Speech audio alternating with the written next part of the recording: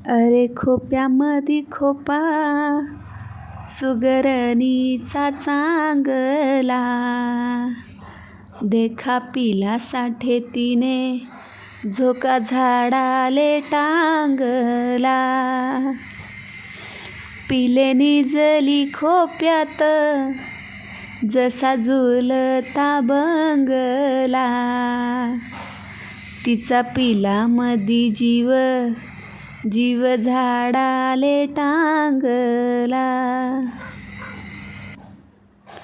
नमस्कार मंडळी, स्वागत आहे तुमचं माझ्या यूट्यूब चॅनलवर, ज्याचं नाव आहे वैष्णवी देडे. आणि आजच्या व्हिडिओची सुरुवात बहिणाबाईंच्या या गाण्याने झाली आहे. तर खरंच आईसाठी हेच आहे की तिचा पिल्लू, तिचं बाळ तेच तिच्यासाठी सर्वस्व आहे.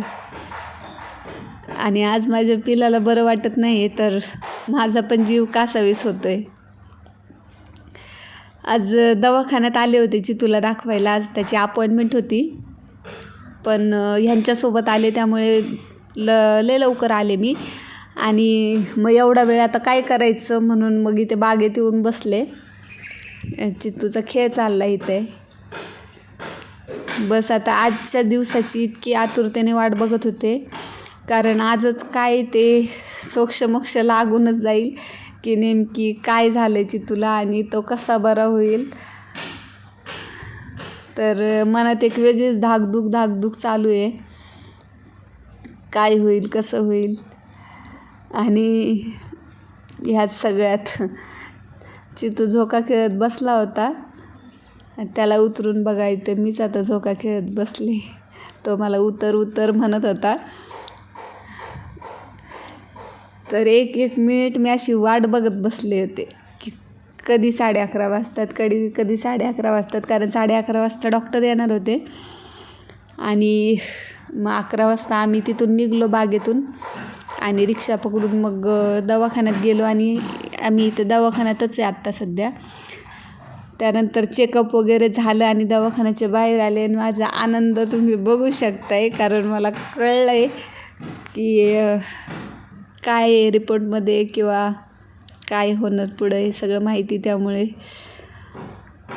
मी सांगताना खूप आनंद होतो आहे मला. तर इतकं बरं वाटतं आहे ना की डॉक्टरांनी सांगितले की चितू एकदम व्यवस्थित बरा होणार आहे.